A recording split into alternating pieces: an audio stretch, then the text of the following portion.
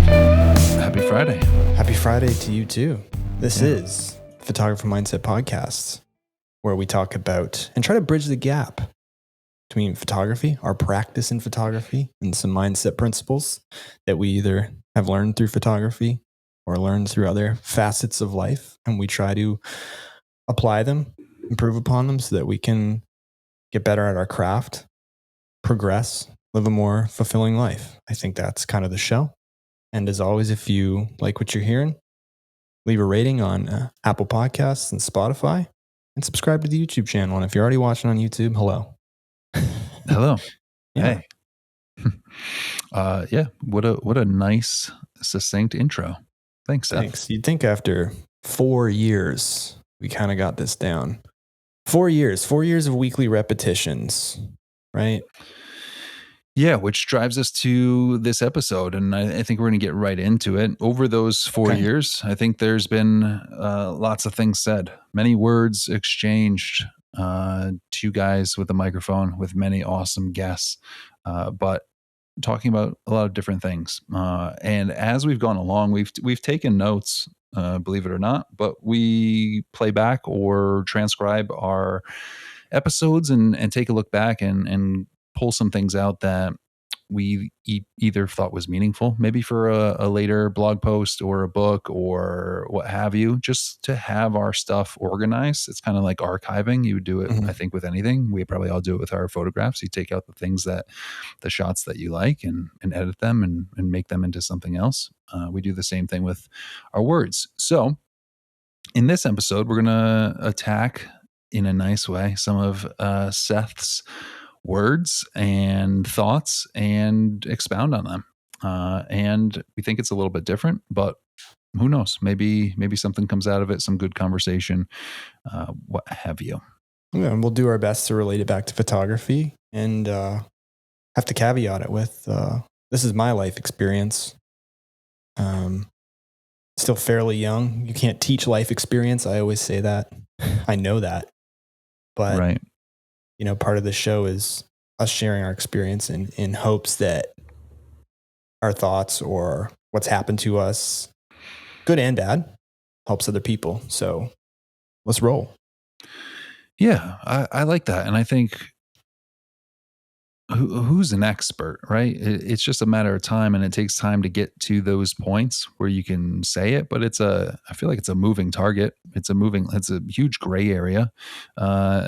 I like to consider myself an expert. I don't know. I always say that. I'm not an expert. Yeah. But I'll tell you what we are is observers. Cool. Yeah. That's fair. Yeah. We like to observe. We both like to learn. We both like to push ourselves. And I think that's fair. I don't think that's anything, boast worthy. We're just that's who we are. And we like to share the experiences of others with everyone else. So that's that. With that, I'm just going to jump right into it, and then we'll get started on our conversation. You good? Cool. I'm great. Right. Cool. Too much time can be as paralyzing as too little. Choose your focus. Time can either enhance or hinder creativity. It's crucial to focus on progression rather than perfection. Prioritize projects and act decisively, as creativity thrives on inspiration and action, not endless tinkering or waiting for the perfect moment. I used to, and from time to time, struggled with this severely. I was, and sometimes still catch myself being someone who waits for the perfect moment to execute on something or attack. And I think being conscious of this and working on this over time and convincing myself that, hey, there's never a perfect time to do something. I think just being aware of that has made me go for things at times when it's not the most opportune, hypothetically speaking. And things have worked out. And it's doing that enough times has kind of been an antidote to continue to focus on just doing stuff and not sitting around idealizing and theorizing about how perfect something could be. And I put a lot more emphasis now, and it's helped me tremendously on just as soon as a thought comes to mind, let's take a step towards execution, whatever that may be. Whether it's writing down the idea that's in my head, or whether it's sending an initial email. And I think I used to convince myself that coming up with the perfect idea or the perfect photo or the perfect video was working hard when it was really just stagnation. Yeah, I think that's a tricky balance to find. And I think let me ask you, and this might be a more general question, but it applies to this. When you find yourself in some sort of way that the pendulum might be too far to one side, the question is the only way to center to understand what the equal and opposite side is to find the middle? Is it possible to go right to the middle where you want to be? Or do you have to kind of test yourself? For example, if you're spending 8 hours, 10 hours, 8 days perfecting a photo, re-editing, re-going through to the point of like perfection, where is that perfection? Do you have to train yourself the other way to say, you know what, I'm giving myself a timer? I think you've talked about that. Like, I have 30 minutes to edit this photo the best that I can, and then I have to move on. Now that might be too fast for something that's super important or something that is work intensive, but maybe it trains you on the other end. I think Thoughts? it depends how skilled you are at something. I think if you're a beginner editing photos, spend 8 hours in Lightroom tinkering, moving the sliders plus minus one and seeing what that does. Burn your eyes on your screen. Yeah. I think for me, when you can get yourself into trouble is when that persists once you've reached an advanced level. I mean, there's pros to that because it means you're obsessive and it means you care. But it can get in the way of all the other things you need to do, all the other projects you have. I think in that quote was prioritizing projects. Mm-hmm. I used to try to do everything a little bit at a time, all the things I had on the go. And I don't know if that works for some people, but for me, it does not. I need to pick something, work on it incrementally until it's complete, and move on to the next thing. And it's hard to say no to that thing, whether it's somebody else barking at you to do it or whether it's your own mind telling you you should work on that too. Yeah. I think when you split your time in so many different directions, you think that you're a master of multitasking and you got all these things under control, but I think you're not really getting far at all, at least for me.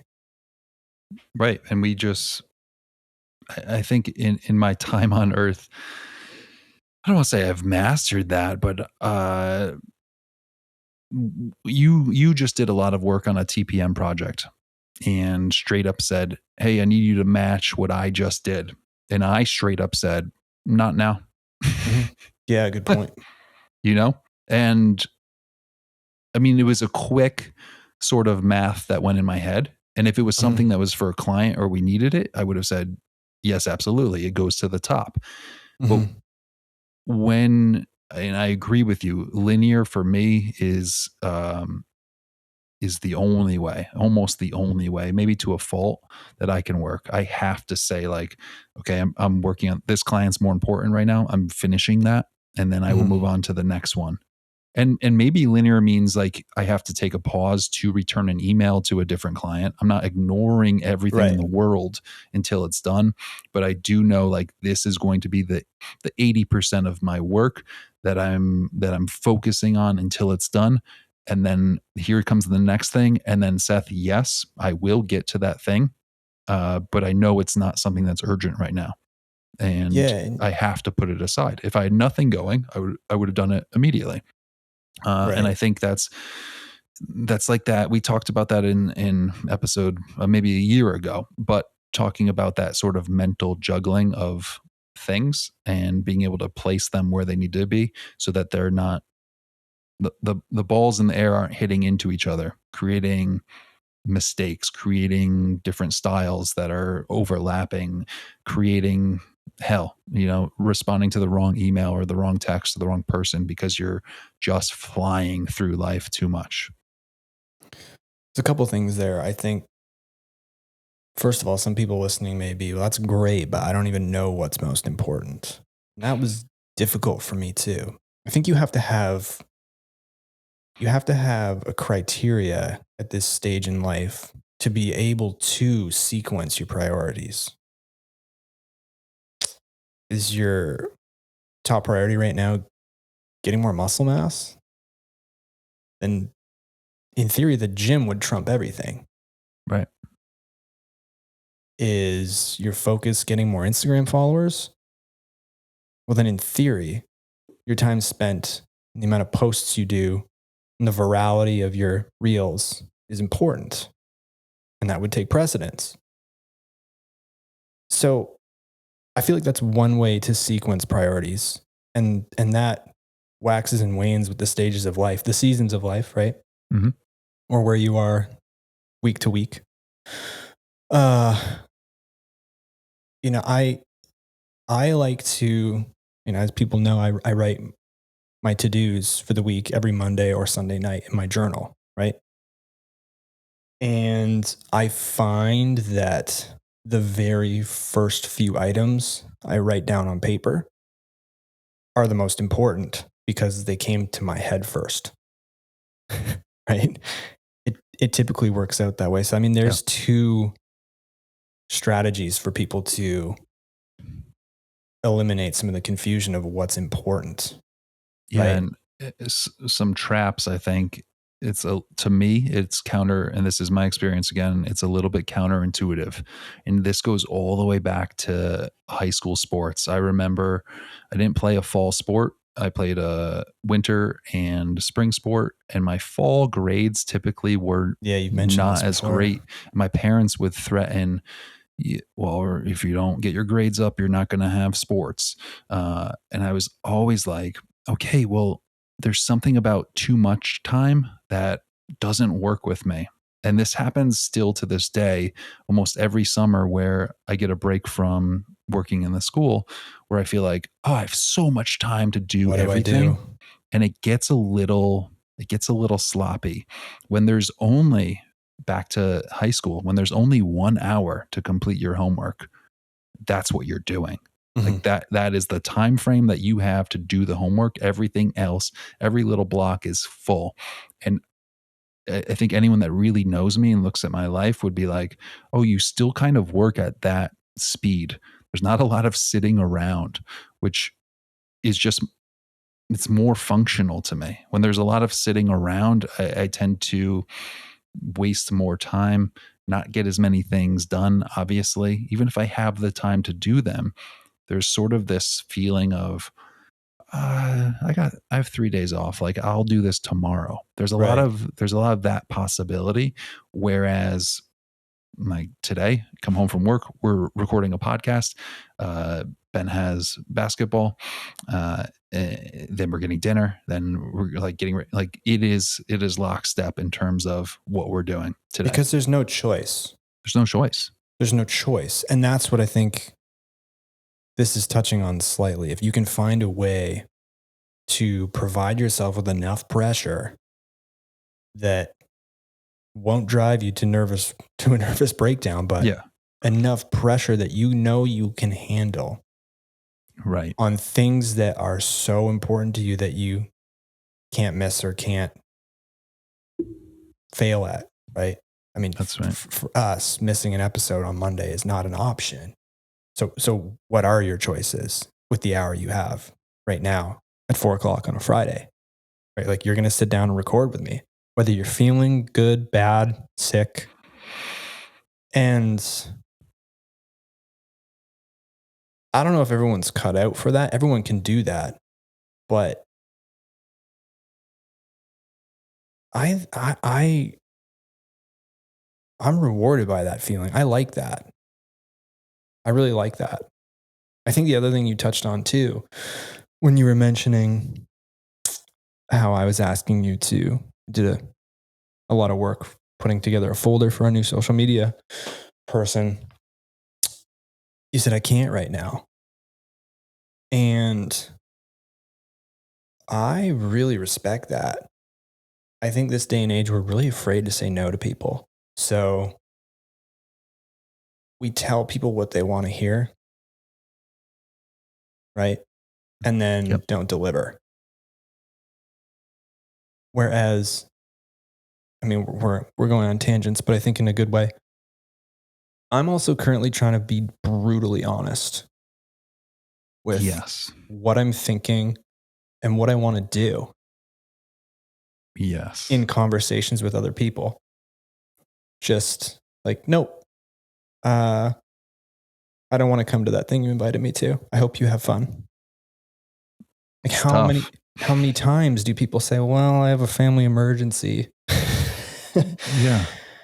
I think, but here's the thing. So I know that your word means a lot, right? And that when you say you're going to do, it puts a lot more credibility behind you when you can come to me or whoever and say, no, I have other things that are more important than what you're asking of me right now. Yeah. What's the saying? If you can believe their no, you can believe their yes. Like when they say, yeah, I think it's actually the inverse, isn't it? If I can't trust your no, I can't trust your yes. Oh, true. There you go. Well, Yeah. it's kind of the same in a way. It's kind of the same. Yeah. But yeah. So yeah, if you're a straight shooter, and again, I am not perfect at that too. There's a lot of people pleasing and people pleasers out there that, again, say what people want to hear or have a hard time saying no, or someone just invited you to their, Jack and Jill for the whole weekend. And you're like, I have so many things to do, but they invited me. Even if you don't have things to do, right? Even if you don't, and you don't, I don't want to go. I just don't want to. I don't want to. And what ends up happening, and you see this at a small level, you can all think back to, like, I use this analogy a lot. When you're in kindergarten or first grade and you have a birthday party, you invite your entire class. You're a 6-year-old. You don't know the personalities of these people, if you really like them, if you really bond. As you get into your 10, 11, you ask your parents, can I invite my 2 favorite friends to, for you, go play some hockey, go ice skating, right? And you start to pick and choose, and you lose some of the friends that you had. You're not going to the same birthday parties, the amount. You start to just be more calculating with where you're spending your time and whom you're spending your time with. If you're brutally honest, I'm getting to a point. If you're brutally honest, you might lose a few friends, but it's friends that don't respect your truth, don't respect your time, don't respect the things that you need to do, clients that don't respect your time, that don't respect the things that you need to do, the stuff that you're doing for them. You lose those things that don't really match you. I think someone that really truly likes you and is looking out for the best possibilities for you is okay with you being honest. They're not taking it personally. They're just listening and saying, oh, okay, no problem. And if they are, do you want those people in your life? Right. Is what you're getting at. I think it only serves you. Yeah. So physical pain is obvious. Mental fatigue is not. I think I may have learned this from you, to be quite honest. I mean, kind of a simple concept. You break your arm, you look down, and it's in two. Right. You know something's wrong. How do you know something's wrong mentally? You know, what are the signs? It's stealthy, right? We all know when we're hurting physically or we're sick or something. How do we know when we're mentally unwell? Right? For me, I've never been severely mentally unwell, thankfully. I also put a lot of pride in self-care, as you know, as listeners probably know, because if you want another quote, prevention's the best medicine. But when I'm mentally not sharp or optimized, I can tell I'm unfocused. My creativity sucks. No drive, no motivation. And we've talked about this. That's when people think, okay, I got to dig in, stop being unmotivated. Get creative, stay focused. I go the opposite direction a lot, I feel like, in life. And in this instance, I would as well. Like, this is the time for a break.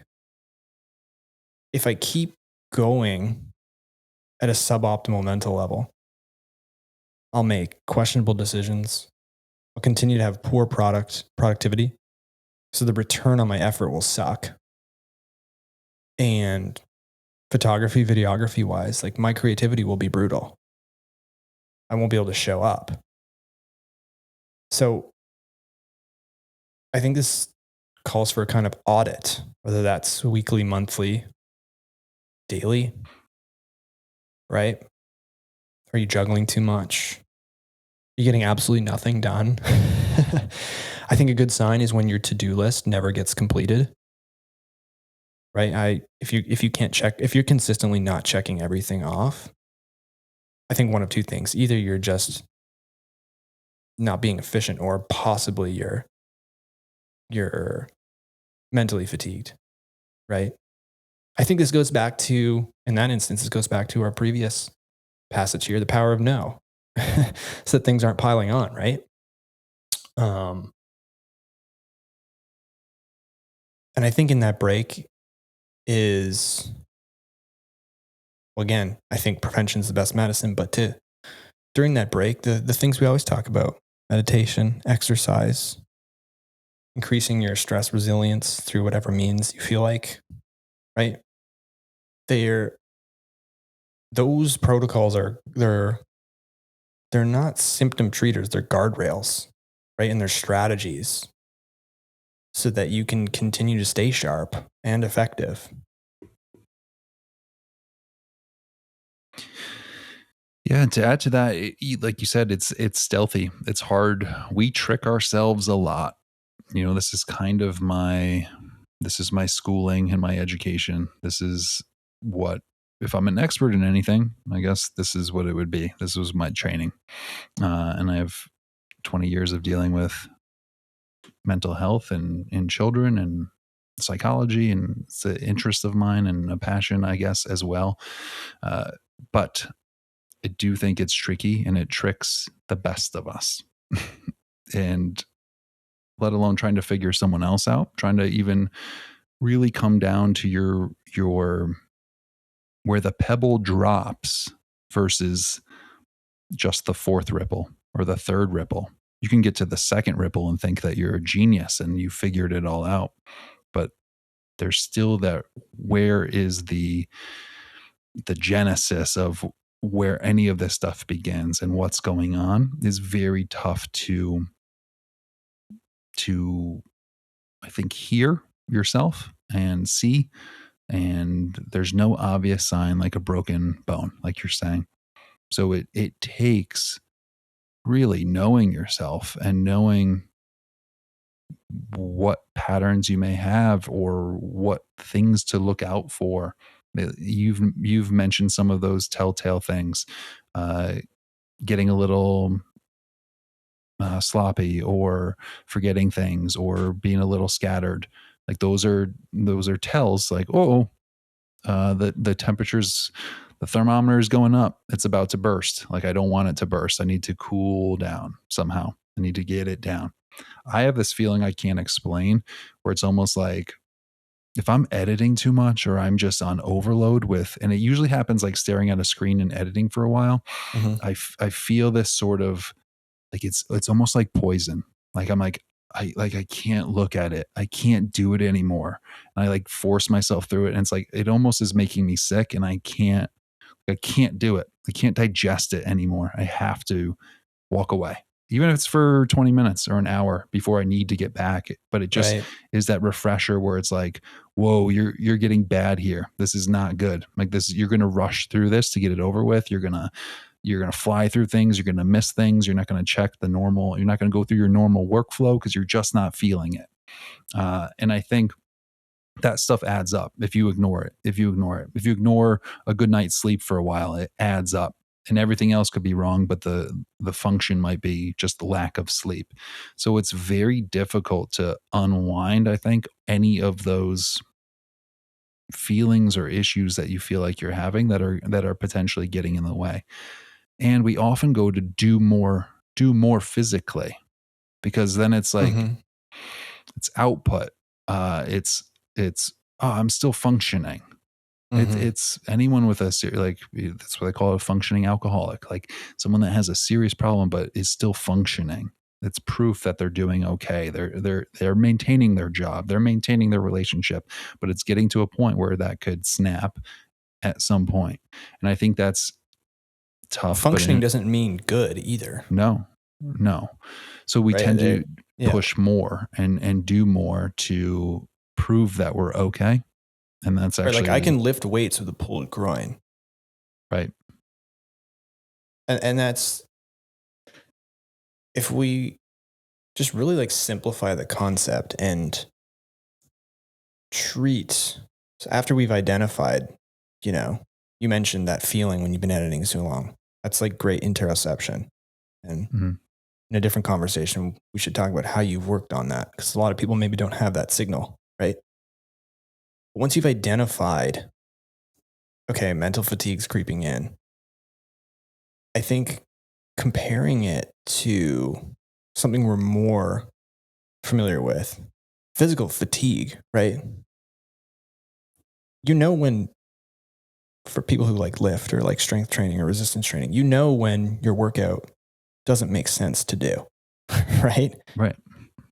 And you've said this, and this may seem so obvious, but recovery is where growth happens, right? Not just physically and mentally. It's the space between. When you're lifting weights, you're not getting stronger during the rep. Right. You're getting stronger at home, in bed, asleep, shut off.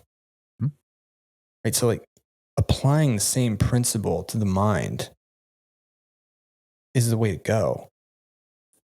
And it's counterintuitive because we think productivity's down, focus is down. Let's ramp it up to get it back to where it needs to be. You need to be in recovery mode a lot of the time. And you can continue I think people get caught up thinking, well, we talked earlier about stagnation. I'm stagnating or I'm moving backwards. Where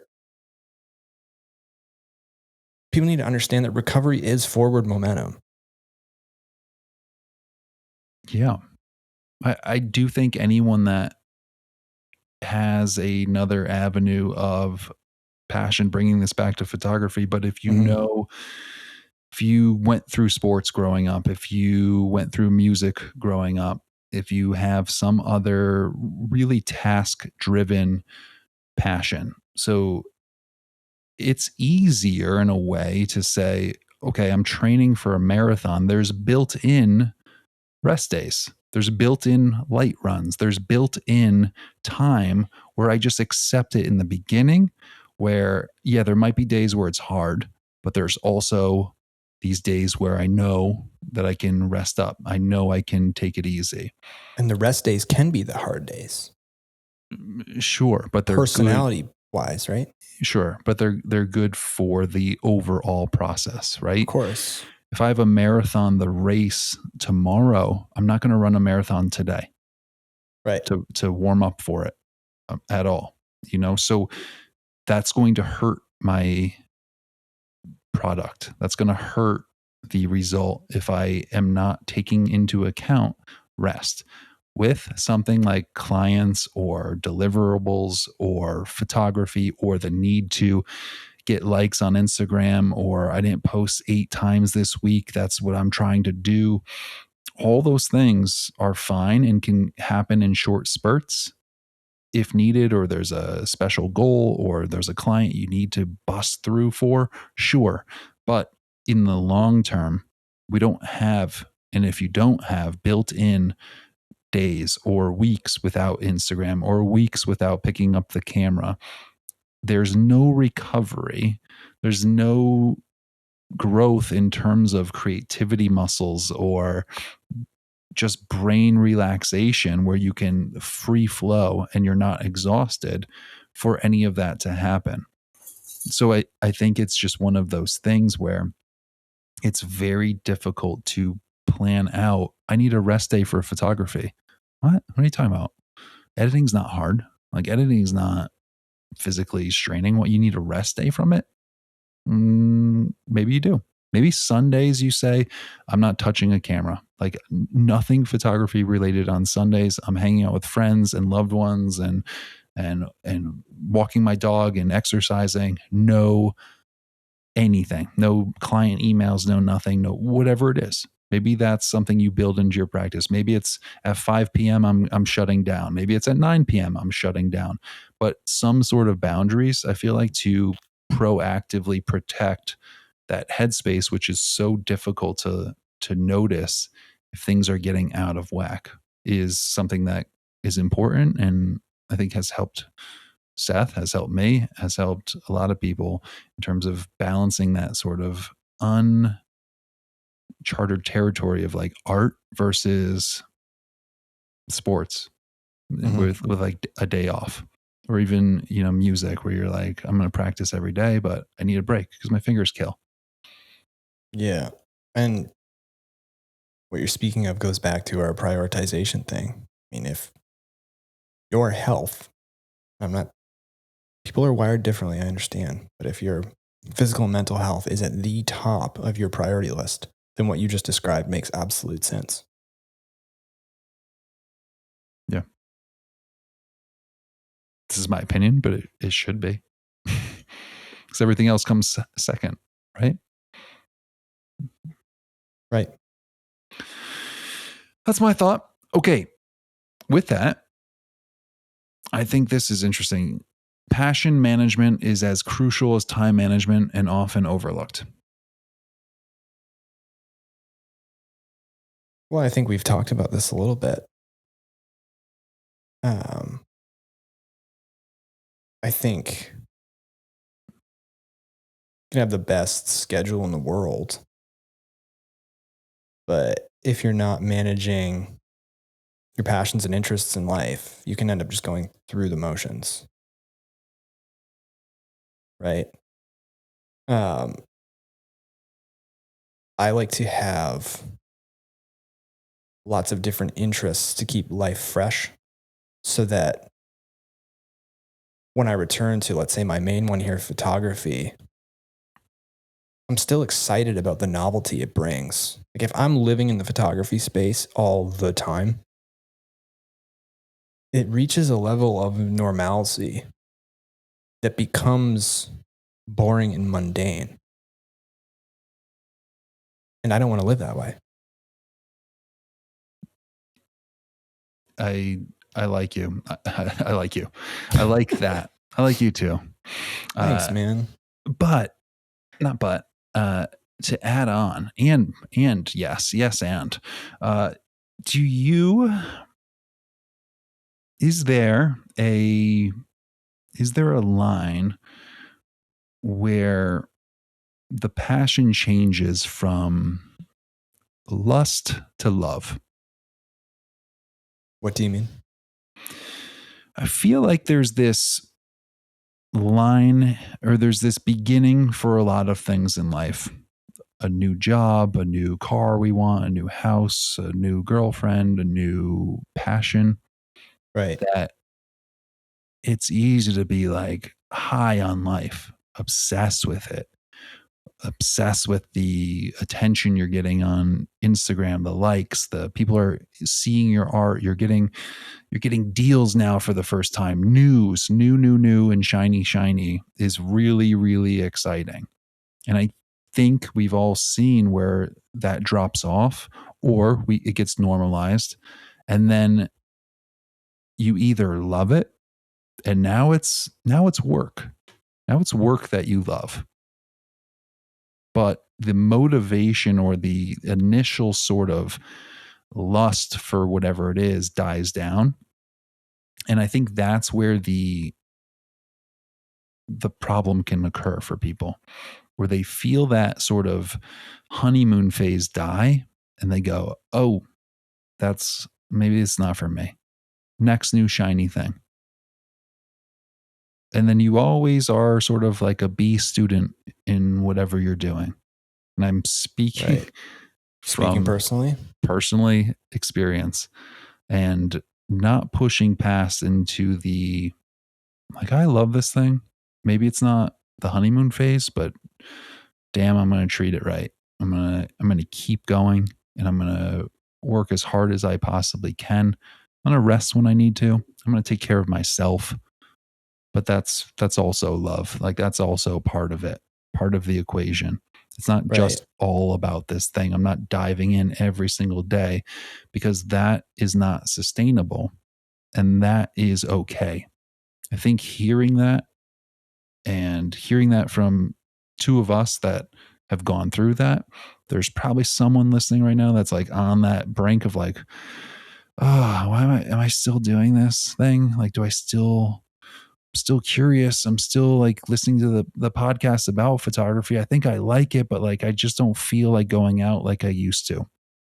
I don't feel like sitting in a field for 8 hours for no photos. And then there's a guilt. Guilt. There's a guilt for sure. For sure. So yes, I think there's a transfer there from lust to love. And that was my original question to you. I guess I explained it for a long time.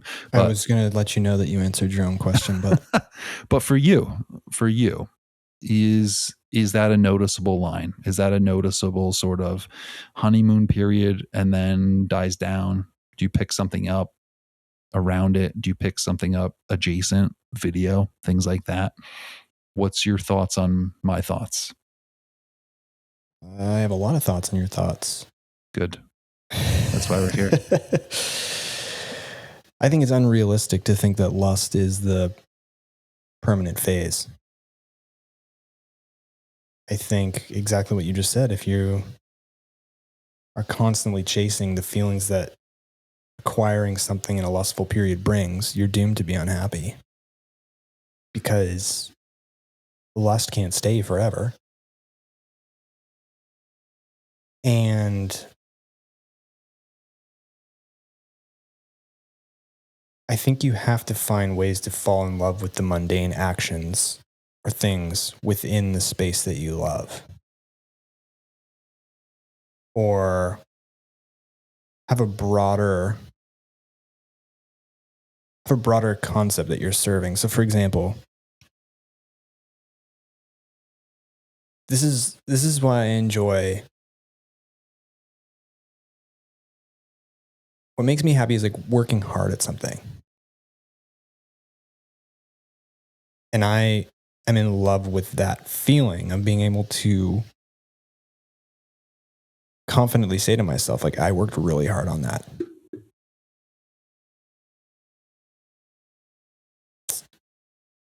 I think right now, everything I'm doing, well, not everything, most of what I'm doing right now, I'm always asking myself, am I working hard right now in general? For me, that's what keeps things moving forward a lot of the time. Do I have like a lust for, have I had a honeymoon phase that's ended with photography? Yeah, of course. You can't keep the excitement level at 100 all the time. But what you can do is you can discover things within that thing. You can uncover things that are interesting. Right now, for me, it's video. Been loving how to tell a story with different clips. That's still me with my camera. That's still me editing on a computer. Right? There's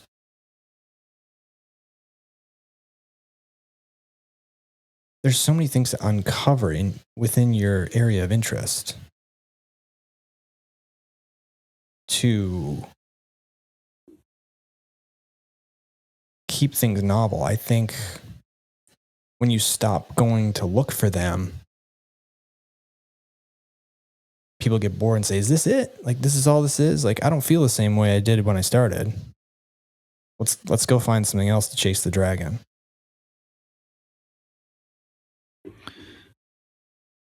Yeah. And it reminds me of, I think, a saying. Let me see if I can get this right. And it replies to any relationship with something or someone or whatever. But you can have 1,000 different relationships that are all the same, or you can have 1,000 different relationships with the same one thing or person.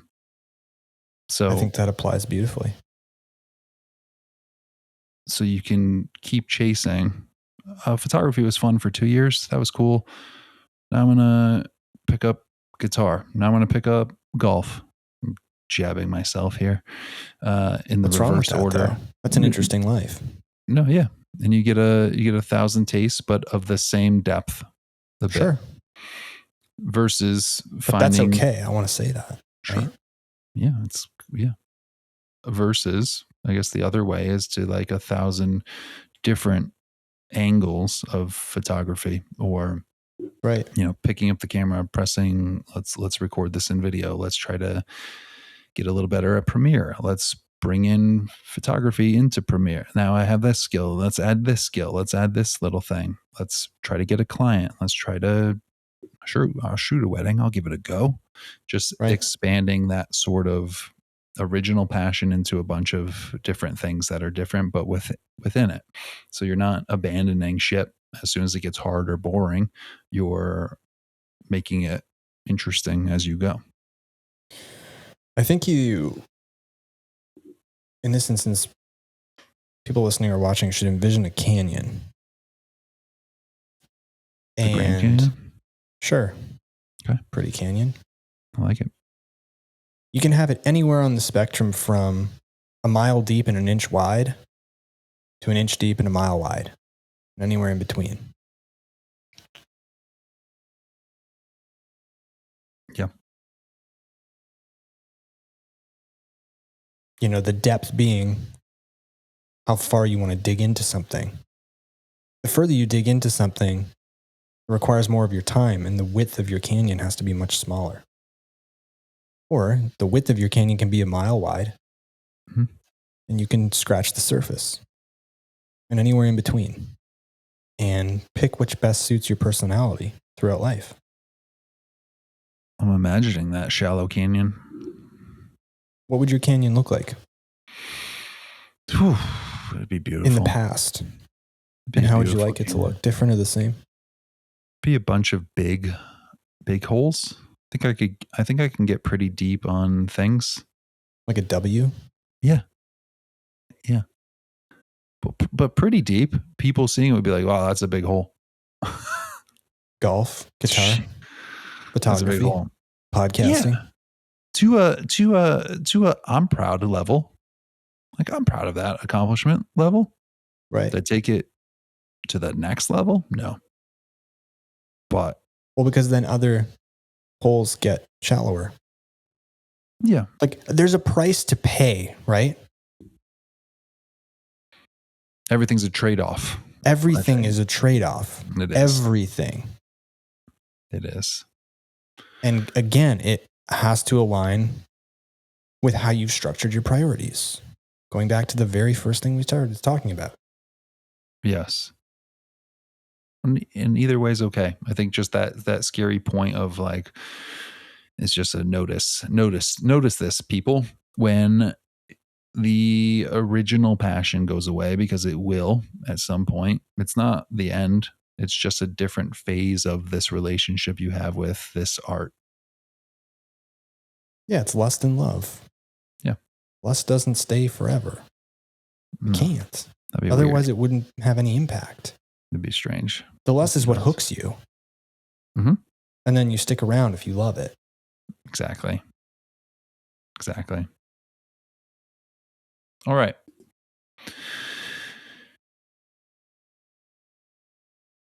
Talent. Well, first, before I start this, I feel like this quote, if there's an essence of what you stand for, is this. So, you talking to me specifically? Yeah. Or you in general? No, you specifically. Okay. So, talent doesn't stand a chance against great work ethic. As the saying goes, hard work beats talent when talent doesn't work hard. True statement. I think people are naturally inclined to certain sports, certain professions, for sure. I think often those people can be plagued by not building. I say often, not always, or sometimes rather. If something naturally comes good to you, there's no reason to, well, there is reason, but a lot of times we're convinced I am the best or I'm great. Why build upon that with extra effort? Right? And then you have people who have both, or who have developed both, who are naturally inclined and who have an insane work ethic. And those are the best people in the world at what they do. I think those are rare people. People who were born for something and then have this crazy work ethic is very rare. Very rare. So most of us listening aren't that person. No.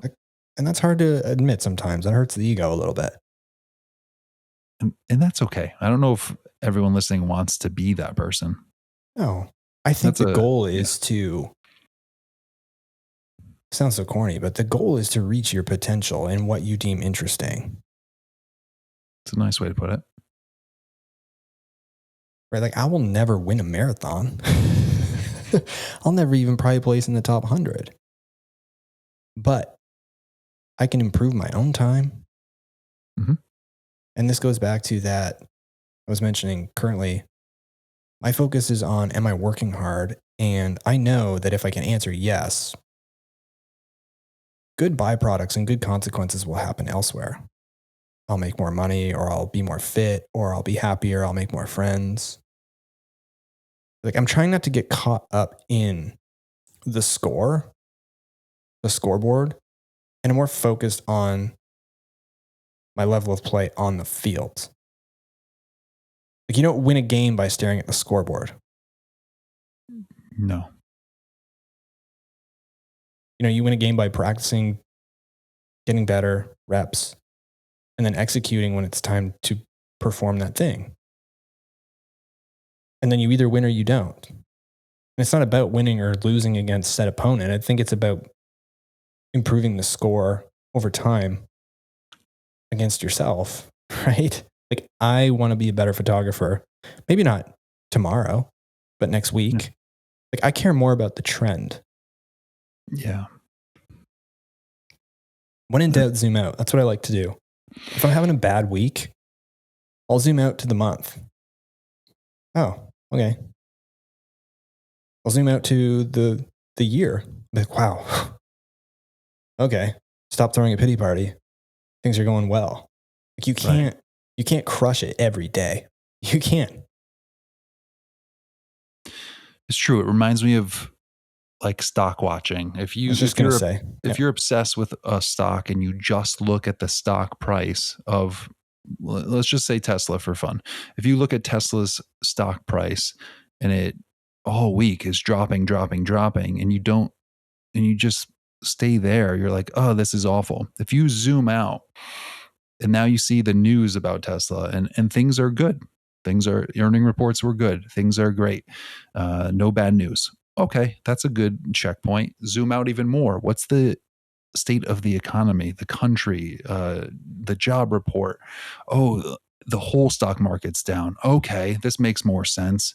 There's no reason to, freak out at this point. You zoom out for the 5 year and you see just constant growth of this stock. Okay, that looks way better than this last sort of little clip of 1 week of it dropping.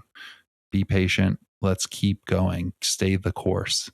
You know, uh, as a dad, it's very tough to not nitpick. I feel like when your son's playing sports or doing life, it's very hard to not be like, "Hey, great game, but you were not really hustling a few times. When you just like pointing out parts of sports. I feel like it's a dad thing to do, to say, uh that cross you had across the field, that's dangerous. Like correcting everything that you notice, trying to help him improve, trying to help him be successful. And that's a whole different story on parenting. But what I've taken to is asking the one question: forget talent, forget skill, forget success for the game. For anything that he's doing, he gets in the car. Hey man, awesome game. How much gas did you have left in the tank? Yeah, good question. That's all I want to know. Are you exhausted? Did you work your hardest? Did you hustle?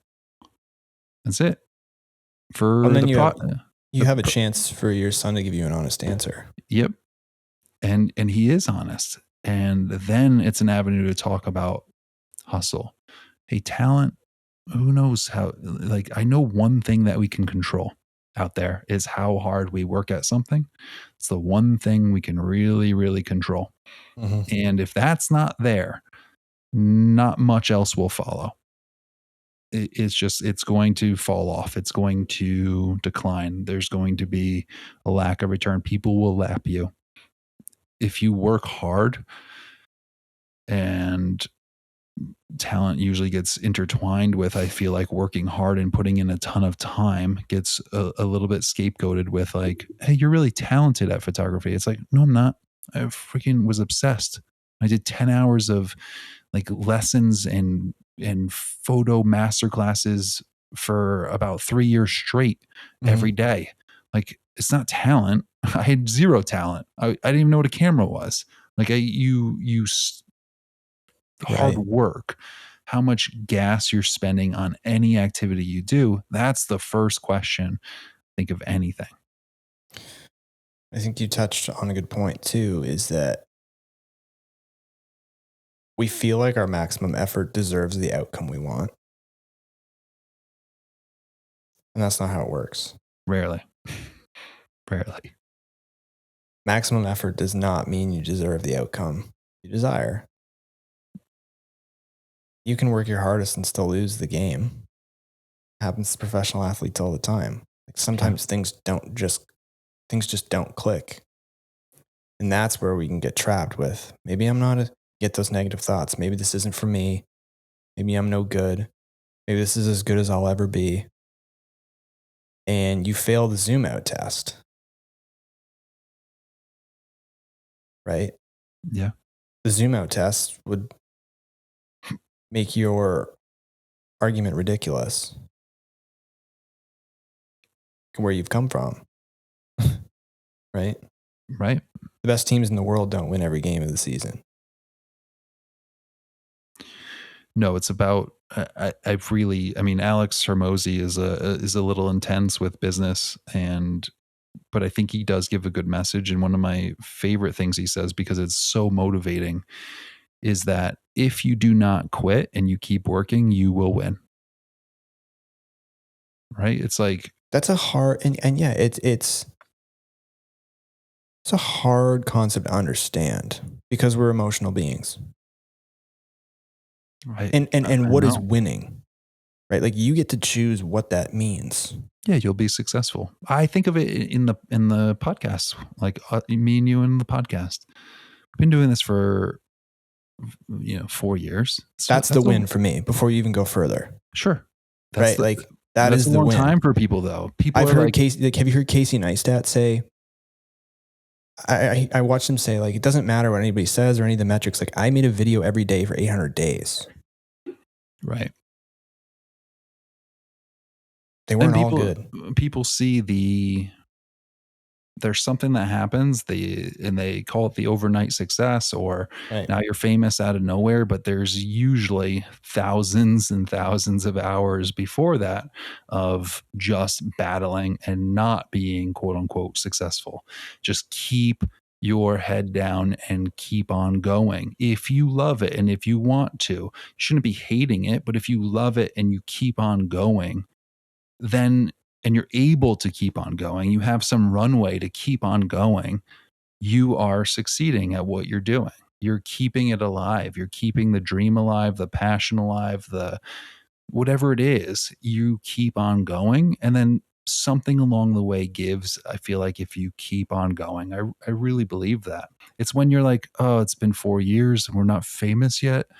Like, let's just pack it in. Then you lose, right? That's a guarantee. Then it's not going to happen. You keep on going. And even if we stayed at this level for the next however many years, 20 years, 30 years, you go like, wow, look at the body of work we have. Look at the people and the conversations we've had. Look how many trips we've taken. It's still a win. If you could say you did it for that long, like it's still absolutely a win at this level, even if you continue. I truly believe that. Right. And with that theme in general, in 40, 50, 60, 70 years, when your time comes, you can say, I tried. I swung. Like I gave it effort. I had fun. Right. Yeah. Not to get too like morbid, but. Absolutely. I mean, there's no guarantee in life. We had Adam Greenberg on the show, the MLB player, hardest worker in sports, in a sport that I've ever witnessed in my entire life. Gets hit in the head with his first pitch in the major leagues, right in the head. Done forever.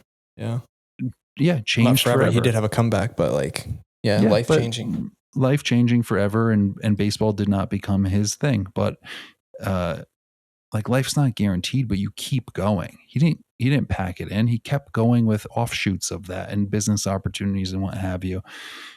You just keep on pushing, and you don't know what's going to happen, what's going to turn of it. But if it's your passion and your love and you keep working at it, at whatever level you're at, you will be successful and you will feel that. Yeah. And that consistency can have an off season too. I think that's the other thing. People are like, oh, I missed a day. I missed 2 days. I missed a week. Fuck it. I'm done. Zoom out. Like zoom out. You can have an off season. I think it's Laird Hamilton. You know who Laird Hamilton is? Mm-hmm. Like he has an off season. One of the best surfers in the world. Yeah. Gotta switch it up. Right. So those off seasons, I think, can destroy some of our progress. You think about it in simple terms of like trying to eat well, and then there's a wedding and you have a ton of food and you're like, oh, I guess I blew it. But if you zoom out and you're like, I ate well for 6 out of 7 days, like really well, I'm just going to pick it up tomorrow and make my next decision a good decision. It's too easy to be like, oh, I missed something or I didn't do something. I'm gonna pack it in. I obviously don't care enough, or I'm not good enough, or whatever. I think just the hard work when you're attacking anything. Ask yourself, is there anything left in the tank? And if there's not, then you can rest. Then you can take. And you can ask why. Yeah. Or you can ask if that's enough. Right. I think what you just talked about too. You're at a wedding and you're trying to lose weight or whatever. You blew your calories for the day.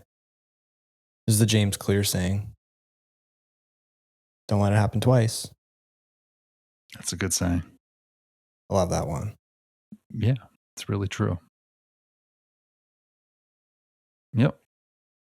Anywho, those are the quotes we have, and we're going to wrap it up. How long was that? I feel like I blacked out. An hour. Oh, cool. Right there. Boom. Done. The other thing too is you and I you can create off seasons. I mean, we've mentioned with the show, I think we're actually going to do this week. Today is a Friday. You're listening to this on a Monday or maybe later in the week. But we're going to record Monday, Tuesday. So like 3 within 5 days. Like that gives us the space to go have a mini off season and do other things. Like an off season doesn't need to be months. I mean, you can build an off season of a week or 2. Yeah. When we do this, it's like the last half mile of maybe quarter mile of a race where you're going to turn it on. You're going to sprint because then there's the finish line and then you get a minute. You catch your breath. Catch your breath and relax. So, and it's not enough time to atrophy. It's not like we're gone a year. No. And could we do 3 podcasts every 5 days forever? That would be too much. That's not sustainable. No, we would lose it. And then you lose your commitment to a weekly episode. We would back drop to that the ball. thing of like sometimes less is more, or like condensing is more. Yeah, build it in, leave nothing in the tank for 4 days, and then replenish. Correct. What a system. Boom. I like it. So we're going to do your thoughts next week? Am I going to interview you? Yeah, I don't mind that at all. Cool. Like I said, over the 4 years, we've pulled out certain things that we thought were decent points or good talking points. And we thought for a couple of episodes, we would kind of refresh those and look through them and have some more conversations while we're in between guests right now. So, yeah, I like this. And it's we're 2 photographers.